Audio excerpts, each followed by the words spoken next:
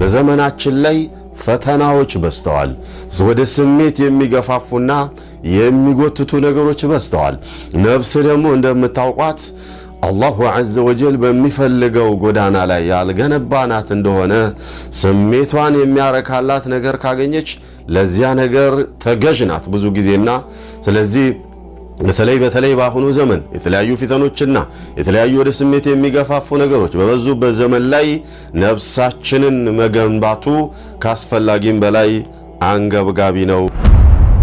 ነፍስያዬን በመገነባበት ጊዜ ራሴን አላህ ለሚወደው ስራ በማዘጋጅበት ጊዜ ራሴን ለስኬታማነት በማዘጋጅበት ጊዜ ምን ይመጣል ያላችሁ እንደሆነ በጣም እኔ የምፈልጋቸው ነገሮች እየተከሰቱ ወይም እየተፈጠሩ ይመጣሉ። መቼ ራሴን ያዘጋጀሁኝ እንደሆነ ነፍስያችንን መገንባት ቸል ብለን የላይ አካላችንን ብቻ እየገነባን ሁሌ ስለ ላይ አካላችን ብቻ የምንጨነቅ ከሆነ ስለ ነፍስያችን የዘነጋን እንደሆነ ስለሷ ስንቅ ቦታና ጊዜ የሌለን እንደሆነ ነፍስያችን ከመስመር በወጣች ቁጥር ነፍስያችን በደከመች ቁጥር የሚከተለው ነገር በነፍስያችን መድከም ምክንያት የሚመጣውን ጣጣ በመናይበት ጊዜ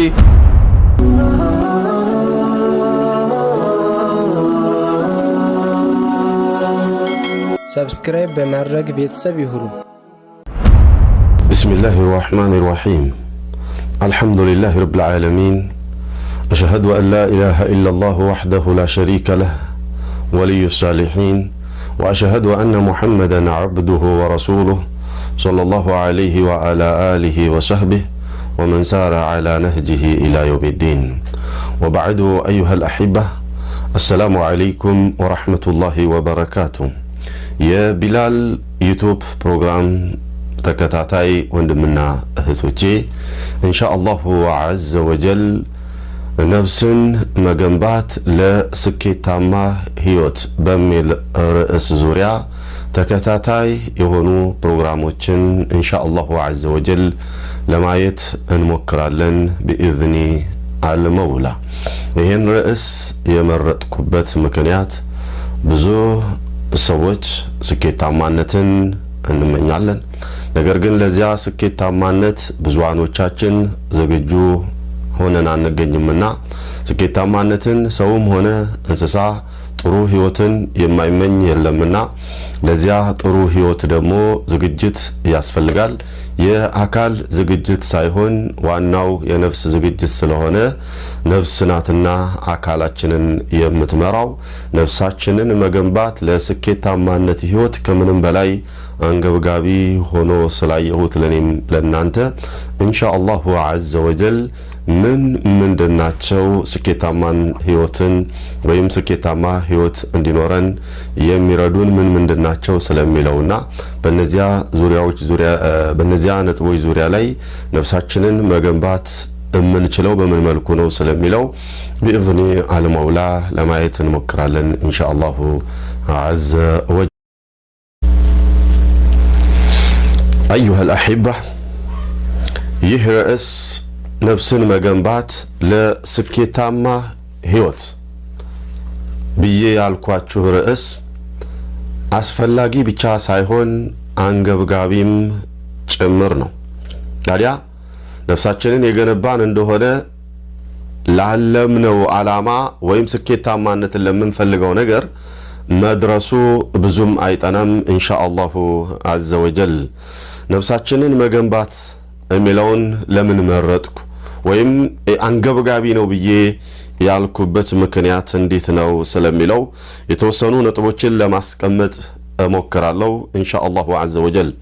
ነፍስን መገንባት በሚል ርዕስ ዙሪያ ላይ የጻፉት ሼኽ አብዱራህማን አልዓይድ አንድ ያስቀምጧቸው ነጥቦች አሉ። ምን ይላሉ? التقصير الملحوظ في هذا الموضوع من قبل المسلمين ብዙ ሰዎች በዚህ ዙሪያ ላይ ድክመት ይታይባቸዋል አሉ። فاهتمامهم ببناء النفس ضعيف ነፍሳቸውን በመገንባት ዙሪያ ላይ ያላቸው እህትማም ጭንቀት እጅግ በጣም ደካማ ሆኖ ነው የማየው አሉ። ስለዚህ ነፍስን መገንባት ቸል ተብሎ የሚታይ ሳይሆን አንገብጋቢ ነገር ነውና ሁሉም ቦታ ሊሰጠው ይገባል የሚል መልእክት አላቸው። ሁለተኛውን ነጥብ በምናይበት ጊዜ ከስረቱል ፊተኒ ወሸሃዋት ፊ ሃዛል ዐስር በዘመናችን ላይ ፈተናዎች በስተዋል። ወደ ስሜት የሚገፋፉና የሚጎትቱ ነገሮች በስተዋል።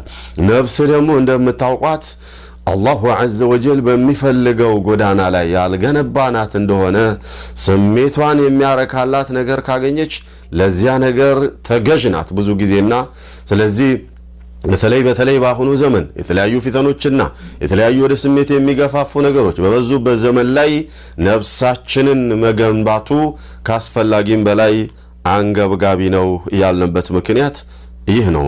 ሚማ يحتاج إليه مواجهتها ببناء النفس إذن ሻህዋዎች በስተዋል፣ ስሜቶች በስተዋል፣ ፈተናዎች በስተዋል። እነዚህን ነገሮች ልንመክት የምንችለው መቼ ነው? ነፍሳችንን የገነባን እንደሆነ ነው። አካላችንን በመገንባታችን ስሜታችንን መቆጣጠር አንችልም። አካላችንን ብቻ በመገንባታችን ፈተናዎችን መቆጣጠር አንችልም።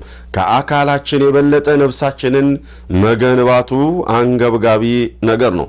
ሶስተኛውን ነጥብ በምናይበት ጊዜ አነማ ተዓወደ ዐለይህ ልኢንሳን የሰው ልጆች ሙተዓዊድ የሆኑት ነገር የሰው ልጅ ሁሌ የለመዱት ነገር ፊ ሲገሪሂ በልጅነታቸው የተላመዱት ነገር የስተሚሩ መዐሁ ፊ ኪበሪህ በልጅነታቸው የተላመዱት ነገር ከእነሱ ጋር አብሮ ይከርማል፣ ይዘወትራል በትልቅነታቸውም ጊዜ።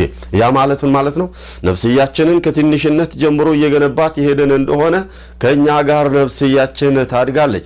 ነገር ግን በርኩስ ስሜት ወይም በመጥፎ አመለካከትና በመጥፎ ሐል የገነባናት እንደሆነ ያው ነገር ነው ከኛው ጋር አብሮ የሚያድገው ይላሉ። አዩሃ አልአሒባ ወደ ዱዓቶች በምንሄድበት ጊዜ እኔንም ጨምሮ ኢላ መን ረሒመ ረቢ አነ ልሙስሊመ ዳዕያ ሙስሊም ሆኖ ዳዕያ ሆኖ ሲያበቃ ያዕመሉ ዐላ ቢናኢ ልአኸሪን ለሌሎች ሰዎችን በመገንባቱ ዙሪያ ላይ ሲሰራ ይታያል። ሚማ የሑጁ ኢላ ቢናኢ ነፍሲሂ አወለን መጀመሪያ የራሱን ነፍስ መገንባት ሲገባው የሌሎችን ነፍስ በመገንባት ዙሪያ ላይ ቢዚ ሆኖ ጭንቅንቅ ጥብብብ ብሎ ስለ ሌሎች ሲያስብ ስለ ሌሎች ሲመክር ይታያል። በሚመክረው ነገር ላይ እሱ ሲዘፈቅበት ብዙን ጊዜ ይታያል። ኢላ መን ረሒመ ረቢ አላሁ ዐዘ ወጀል የጠበቀው ካልሆነ በስተቀር። ስለዚህ ሌሎችን ከመገንባታችን በፊት መጀመሪያ የእኛን ነፍስ መገንባት አስፈላጊ ብቻ ሳይሆን አንገብጋቢም ጭምር ነው። ሌላውና አምስተኛው ነጥብ አልአታሩ ልኢጃቢየቱ ልሙተረቲበቱ ፊ ቢናኢ ነፍስ አልአታሩ ልሙተረቲባ ሰዎች ነፍስያቸውን በሚገነቡበት ጊዜ አላህ በሚወደው መንደር ላይ ከዚያ ጋር ተያይዞ የሚመጣው የግንባታው ውጤት ወይም የግንባታው ክፍያ ወለዓለ አሀሙሃ አልፈውዙ ቢሪድዋኒላሂ ወልጀና የሚመጣው ውጤት ምንድነው ያላችሁ እንደሆነ በጣም ብዙ ጥቅሞች ይገኛሉ። ነፍስያዬን በመገነባበት ጊዜ ራሴን አላህ ለሚወደው ስራ በማዘጋጅበት ጊዜ ራሴን ለስኬታማነት በማዘጋጅበት ጊዜ ምን ይመጣል ያላችሁ እንደሆነ በጣም እኔ የምፈልጋቸው ነገሮች እየተከሰቱ ወይም እየተፈጠሩ ይመጣሉ። መቼ ራሴን ያዘጋጀሁኝ እንደሆነ ከነዚህ ውስጥ ደግሞ የበለጠውና ሙእሚን የሆነ አካል ሁሌ ሊጨነቅለት ሊጠበብለት የሚገባ ነገር ቢኖር ሪድዋኑላሂ ዐዘ ወጀል አልፈውዙ ቢሪድዋኒላህ የአላሁ ስብሓነሁ ወተዓላን ውዴታ በማግኘት ፋኢዝ መሆን ያኒ ፋኢዝ መሆን እድለኛ መሆን አሸናፊ መሆን የዚያ እድል ተጎናጻፊ መሆን ወልጀና ከዚያም ቀጥሎ ባዕደ ሪድዋኒላሂ ዐዘ ወጀል ጀነትን ማግኘት ነው። ይሄ ጠቀሜታው ነው። በሌላ በኩል ደግሞ በተቃራኒ መልኩ በመናይበት ጊዜ አልአታሩ ልሰልቢየቱ ልሙተረቲባ አላ ተርክ ቢናኢ ነፍስ ነፍስያችንን መገንባት ቸል ብለን የላይ አካላችንን ብቻ እየገነባን ሁሌ ስለ ላይ አካላችን ብቻ የምንጨነቅ ከሆነ ስለ ነፍስያችን የዘነጋን እንደሆነ ስለ እሷ ስንቅ ቦታና ጊዜ የሌለን እንደሆነ ነፍስያችን ከመስመር በወጣች ቁጥር ነፍስያችን በደከመች ቁጥር የሚከተለው ነገር በነፍስያችን መድከም ምክንያት የሚመጣውን ጣጣ በምናይበት ጊዜ ነፍስያችንን መገንባት አለብን ብለን ልንማከር ልንጨነቅ ይገባልና ይሄም ቦታ ሊሰጠው የሚገባ ነጥብ ነው ይላሉ። ይሄ ማለት ምን ማለት ነው? ነፍስያችንን ቸል ያልናት እንደሆነ ትጎለብታለች፣ ኃይሏ ይጨምራል። ስለዚህ በቀላሉ እሷን መርታት እሷን ማሸነፍ ይከብደናል። የዚያን ጊዜ ምን ይሆናል ያላችሁ እንደሆነ መጀመሪያ የአላህ ቁጣ ይመጣል ዱንያ ላይ፣ ቀጥሎ ደግሞ ጀሃነም የሚባለው ነገር ይመጣል አኺራ ላይ። አላሁ ሱብሓነሁ ወተዓላ ይጠብቀንና ስለዚህ እነዚህ 6 ዋና ዋና ነጥቦች ነፍስያችንን እንድንገነባ ወይም ነፍስያን መገንባት በሚል ዙሪያ ላይ እንድንማማር የሚገፋፉ እነዚህ 6 ዋና ዋና ነጥቦች ናቸው። ነጥቦቹን የተረዳችሁኝ ይመስለኛል። ወደ ደርሴ በምንገባበት ጊዜ ማዕና ቢናእ ነፍስ ነፍስያን መገንባት ሲባል ምን ለማለት ነው የተቀሰደው? ምንድነው ዓላማው ሲባል አቅሱዱ ቢቢናእ ነፍስ ይላሉ ሙአሊፉ።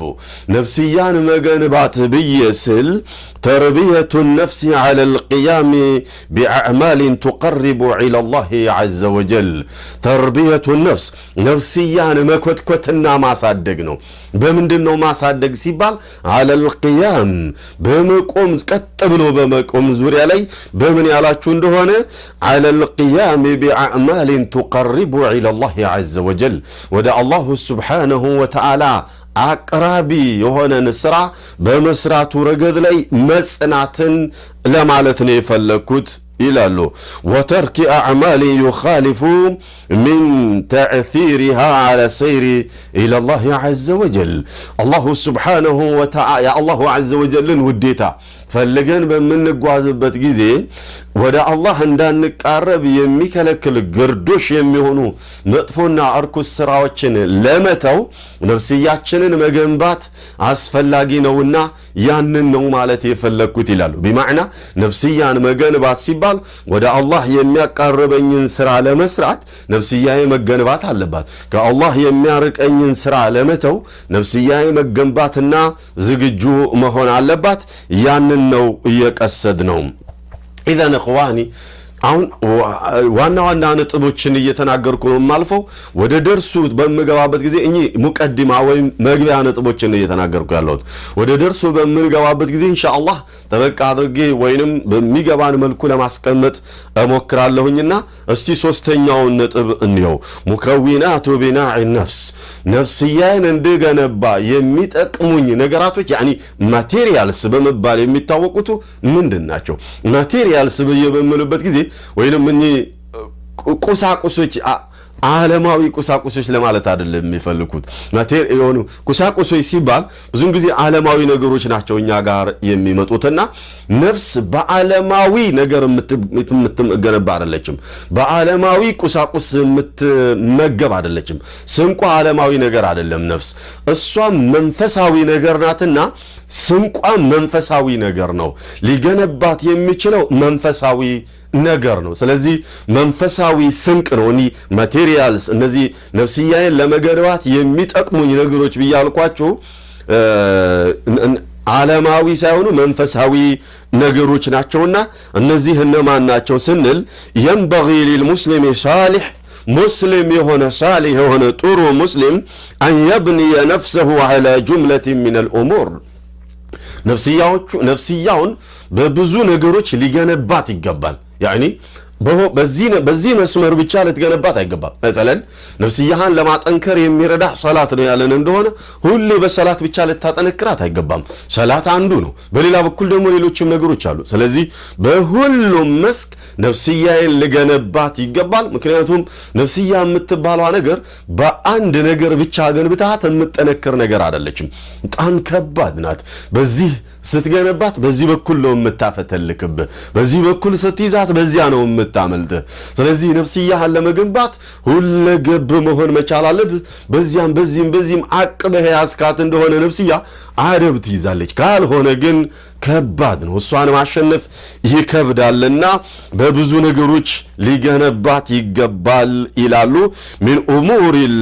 من الأمور أهمها አሉና እነዚህ ነፍስያችን ለመገንባት የሚጠቅሙ ነገሮች ብዬ ካልኳችሁ أهمها በጣም አንገብጋቢ የሚሆነው ሁሉም ሊያውቀው የሚገባው ነፍስያ ልትገነባ የምትችለው በሚቀጥሉት ነጥቦች ናቸው ብለው ነፍስያችንን ልንገነባ የሚረዱ ነጥቦች ምንድናቸው ስለሚለው ወደ ማብራራቱ ነው የምንገባው ኢንሻአላሁ ዐዘ ወጀል። ከዋናው እንጀምራለን። መገንባት ሲባል እንግዲህ ነፍስያ ልትገነባ የምትችለው ሁላችሁም እንደምታውቁት በእውቀት ነው። ከእውቀት ቀጥሎ ነው ሌሎች ነገሮች የሚመጡት። ተግባር ከእውቀት ቀጥሎ የሚመጣ ስለሆነ የመጀመሪያው ነፍስያ ለመገንባት ውስጤን ለመገንባት የመጀመሪያው ዋናው ነጥብ የሚባለው እውቀት ነውና ከእውቀት ነው የምጀምረው ኢንሻአላሁ ዐዘ ወጀል። እውቀት በምንበት ጊዜ በመሰረቱ እውቀት ሲባል መንፈሳዊም ዓለማዊም እውቀት ይገባል። ተማም አሁን እኔ የምናገረው ስለ ነፍስ ነውና ነፍስ ልትገነባ የምትችለው በመንፈሳዊ ነገር ነው ብለናልና ስለ መንፈሳዊ እውቀት ነው የምናገረው። ዓለማዊ እውቀት ለነፍስ ግንባታ ቦታ የለውም ማለት አይደለም፣ አንዱ ነው እሱም። ነገር ግን የበለጠ ግን ከአምላክ ጋር ለመገናኘት ከአምላክ ጋር የታረቅን ሆነን ስኬታማ ህይወት ለመምራት ከዓለማዊ እውቀት የበለጠ መንፈሳዊ እውቀት ነው የሚጠቅመው። ዓለማዊ እውቀት ለመንፈሳዊ እውቀት እንደረዳት ሆኖ ሊመጣ ይችላል። ዋናው ግን መንፈሳዊ እውቀት ነው። ስለዚህ ጠለቡል ዒልም ሸርዒ ሸሪዓዊ እውቀትን መፈለግ ነፍስያችንን ለመገንባት ከሚጠቅሙን ነጥቦች ውስጥ የመጀመሪያውና ዋነኛው እሱ ነው። العلم ይላሉ ዑለማዎች أفضل ما طلب ከሚፈለጉ ነገሮች በሙሉ ምርጥ የሚባለውና ዋነኛ የሚባለው እሱ ነው። وأشرف ما رغب ከሚከጀሉ ነገሮች ክቡርና አስከባሪ ይሉሃል እውቀት ነው። قالوا فينبغي لمن زهد في العلم እውቀት ፍለጋ ወይንም እውቀት እፈልጋለሁኝ ብሎ ጊዜውን ለእውቀት የሰጠ ሰው كما يقول الماوردي رحمه الله ኢማሙ الماوردي ምን ይላሉ ስለ እውቀት ሲናገሩ ምን አሉ أن يكون فيه راغبا እውቀት ፈልጋለሁ ያለ ሰው ለእውቀት የተነሳ ሰው أن يكون فيه راغبا እውቀትን ከልቡ ሊፈልገው ይገባል። አዩስቲ በተለያዩ ግሩፖች ላይ በተለያዩ ሚዲያዎች ላይ በዋትስአፕም በሌላም ግሩፕ ላይ በፌስቡክም በምንም በለው ዘመን አመጣሽ በሆኑ የሚዲያ አውታሮች ላይ እውቀቶች ይለቀቃሉ። ብዙ ሰዎች ለእውቀት ፍለጋ ያሉ ይሰባሰባሉ። ነገር ግን ከተሰባሰቡት ሰዎች ውስጥ ሁሉም ተጠቃሚ ነው ብለን ያለን እንደሆነ አበደን ቤቱ ይቅጠረው ስንት ነው የሚጠቀሙ ስለሚባለው ለምሳሌ እናንሳውና አስተማሪዎች ፈተና ይለቃሉ።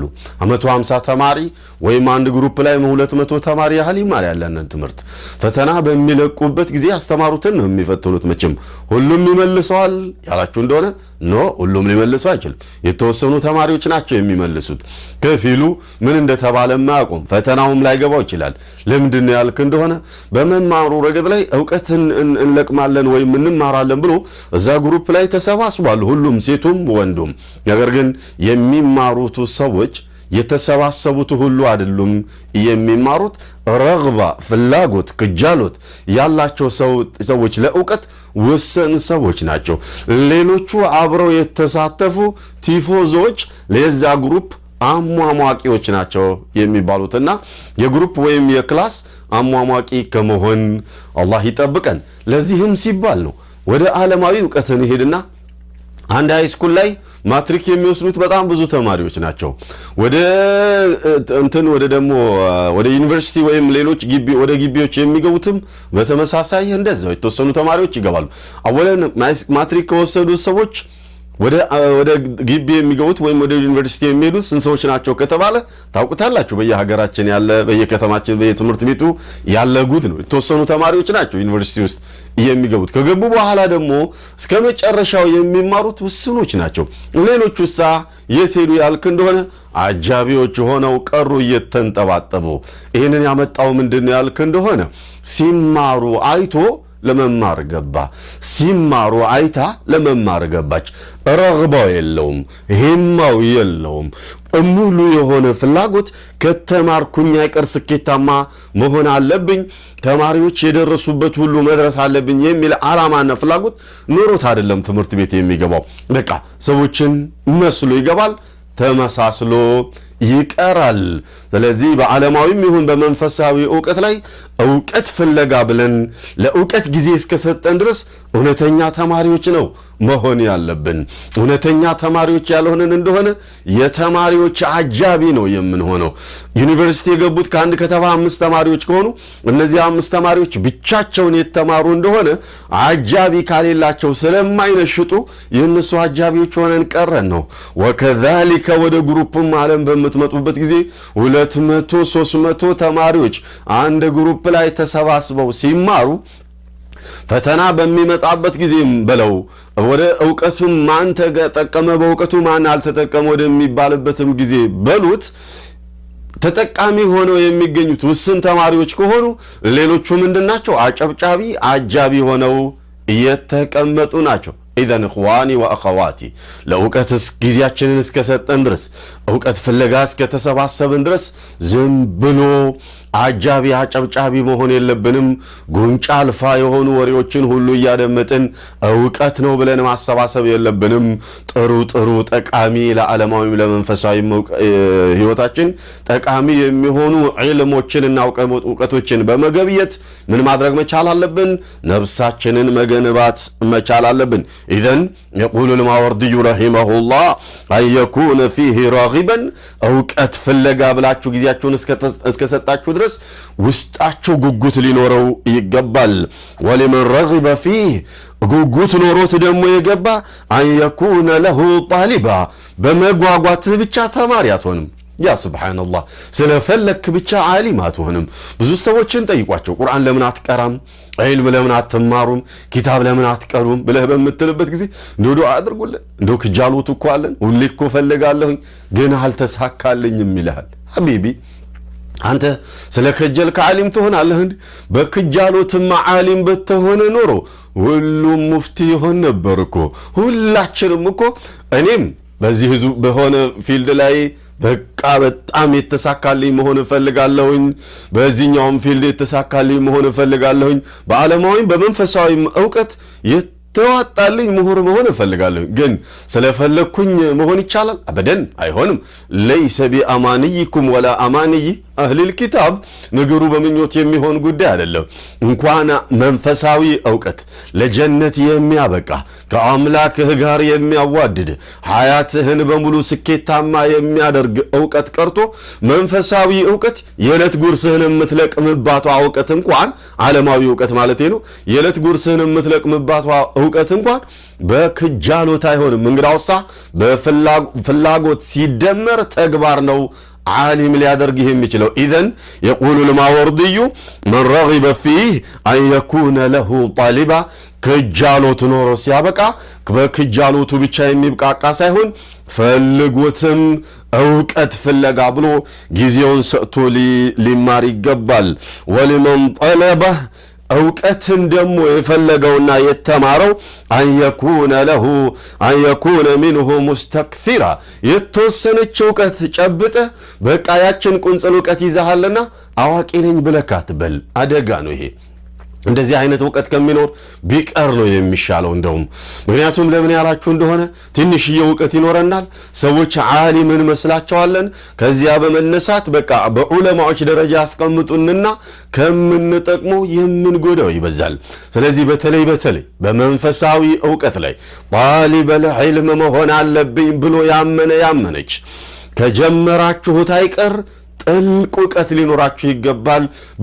በአንገብጋቢ ነገሮች ላይ ጥልቅ ዕውቀት ሊኖራችሁ ይገባል ነው እያሉን እያሉት ወሊመን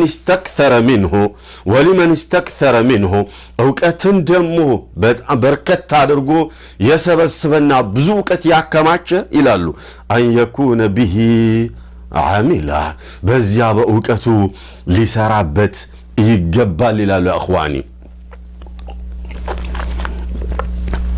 በእውቀት ያልሰራንበት እንደሆነ كما يقول علي رضي الله عنه وأرضاه حتف العلم بالعمل وإلا ارتحل قالوا علم የሚባለው ነገር ስብስብ የሚለው የሚከማቸው የተሰራበት እንደሆነ ይላሉ ወኢላ ካልተሰራበት ግን ارتحل ጥሎህ ይሄዳል ይላሉ ስለዚህ መንፈሳዊ ዕውቀት ያልሰራህበት እንደሆነ በዱንያም በአኺራም ጎጅ ነው የሚሆነው እንደገና ደግሞ ዕውቀቱ አይሰበሰብልንምና መስራቱ የገደነው እኽዋኒ ዕውቀት በምንልበት ጊዜ ዕውቀት በሁለት ይከፈላል አንገብጋቢ ሁሉም ሊያውቀው የሚገባ መሰረታዊ የሆነ ዕውቀት አርካኑል ኢማን ብለን ያልነው ይሄ ኡሱል የሚባለው ማለት ነው አቃዒድ ብለን የምንለው ሁላችንም ሙስሊም የሆነ በሙሉ ሊያውቀው የሚገባ በነፍስ ወከፍ ሊታወቅ የሚገባ ነው ይሄ ደግሞ ኢማን ብለላል ነው ለኢማን ገንቢ የሚባሉ ዕውቀቶች አሉ አህካም ብለን የምንላቸው አህካም ውስጥ ሁሉም ሙስሊም ሊያውቀው የሚገባ በእለት ተግባሩ የሚጠቀማቸው ነገሮች ሁላችንም ልናቃቸው የሚገቡ ነገሮች አሉ مثلا كيف نصوم وكيف نصلي وكيف نحج وكيف نتصدق وكيف نزكي وهكذا እነዚህ ነገሮች ልናቃቸው ይገባል እነዚህ ነገራቶች በሙሉ ደግሞ ይከፋፈላሉ ስለ ዘካ ያነሳን እንደሆነ ሀብት ያለው ሰው ነው አህካም ዘካ ማወቅ ያለበት ስለ ሐጅም በተመሳሳይ ሐጅ መሄድ የሚችል ሰው ነው አህካም الحج ማወቅ ያለበት ስለ ሰላት የመጣን እንደሆነሳ ያልክ እንደሆነ ሁሉም ባሊግ ዓቂል ሙስሊም የሆነ በሙሉ ስለሚሰግድ አህካም الصلاه ሊታወቅ ይገባል አህካም الصلاه ሁሉም ሊያውቀው የሚገባ ነገር ነው ኢዘን ዒልምን ከፋፍለን ልናቃቸው ይገባል ስለ ፈራኢድ ሁሉም ይወቅ ብለን አንልም ፈራኢድ ማለት የሰው በሚሞትበት ጊዜ እንዴት እናዋርሳለን ሁሉም ማወቅ አለበት ብለን አንልም ለዚህ የተካኑ ሰዎች አሉ ኢዘን እነሱ ይበቃሉ ግን ስለ አህካም الصلاه እናንሳ ያለን እንደሆነ ገሌ ያውቆታልና ገሌ ባያውቆ ችግር አለ ብለን እንላለን አበደን አንልም ለምን ያልክ እንደሆነ ይሄ ፈርድ العين ነው ያኛው ደግሞ ፈርድ الكفايه ነው ኢዘን ዕውቀት ፈርድ العين የሚባል ዕውቀት አለ ፈርድ الكفايه የሚባል ዕውቀት አለ እዛ ውስጥ የገባን እንደሆነ ይሰፋብናል ብቻ ማለት የፈለኩት ምንድነው ከእለት ተእለት ሐያታችን ጋር አብረው የሚኖሩ ዕውቀቶች አህካም ውስጥ ቢሆን ልናቃቸው ይገባል ወደ አቃኢድ በምንመጣበት ጊዜ ደግሞ ሙስሊም የሆነ በሙሉ ሊያውቃቸው የሚገቡ ነጥቦች ናቸው እነዚህ በሙሉ ዕውቀት ይባላሉና ዕውቀት በሚለው እንያዛቸው እነዚህን ዕውቀት የሚባሉትን ነገሮች የሰበሰብን እንደሆነ ነፍስያችንን ልንገነባ የምንችለው ዋናው ቤዙ መሰረቱ ዕውቀት ነው ኢዘን ዕውቀት በማከማቸት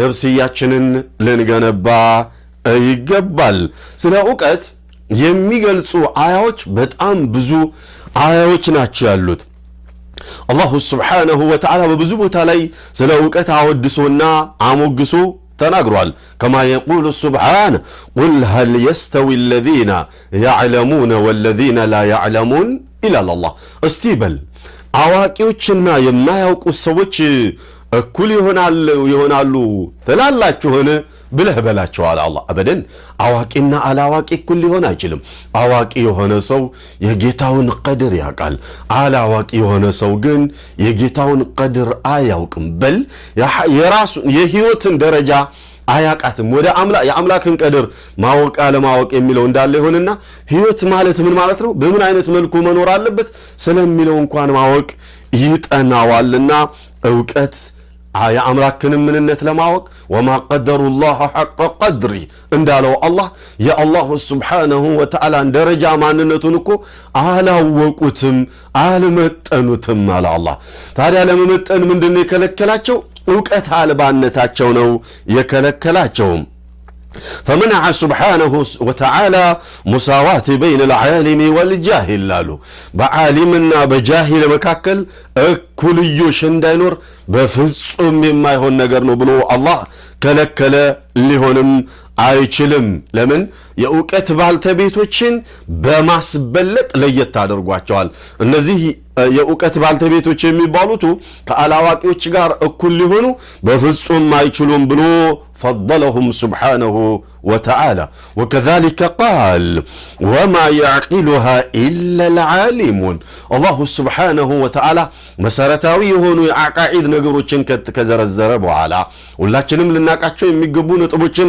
ከዘረዘረ በኋላ ሱረቱል አንከቡት ላይ አቂዳ ነክ የሆኑ ነገሮችን ከዘረዘረ በኋላ ምን አለ وما يعقلها إلا العالمون አሁን ያልኳችሁ ነገሮች እኮ ሊገነዘቧቸው የሚችሉት የእውቀት ባልተቤቶች ብቻ ናቸው አለ አላሁ سبحانه وتعالى فنفى أن يكون غير العالم የእውቀት ባልተቤት ያልሆነ እንደሆነ غير العالم يعقل عن الله سبحانه وتعالى يتناغرون ነገር አምሩንም ሆነ ነህዩን ትእዛዙንም ይሁን መከልከልን ሊገነዘበኝ የሚችለው የእውቀት ባልተቤት የሆነ እንደሆነ ብቻ ነው አለ አላሁ سبحانه وتعالى اذا اخواني የእውቀት ነገር እንዲህ ባጭር ሊገለጽ የሚገባ አይደለም ሰፋ ተደርጎ ሊታይ ይገባል ብቻ በጥቅሉ ማለት የፈለኩት ምንድነው የእውቀት ባልተቤቶችና አላዋቂዎች እኩል ሊሆኑ ስለማይችሉ የእውቀት ባልተቤቶች የአላህን ቀድር አውቀው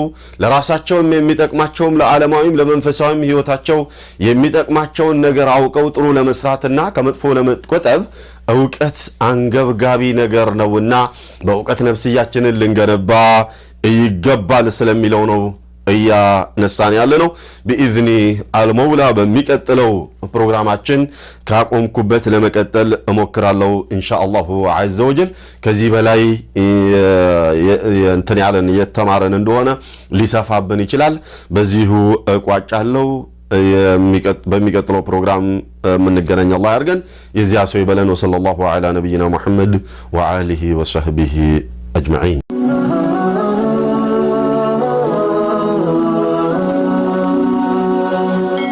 ሰብስክራይብ በማድረግ ቤተሰብ ይሁኑ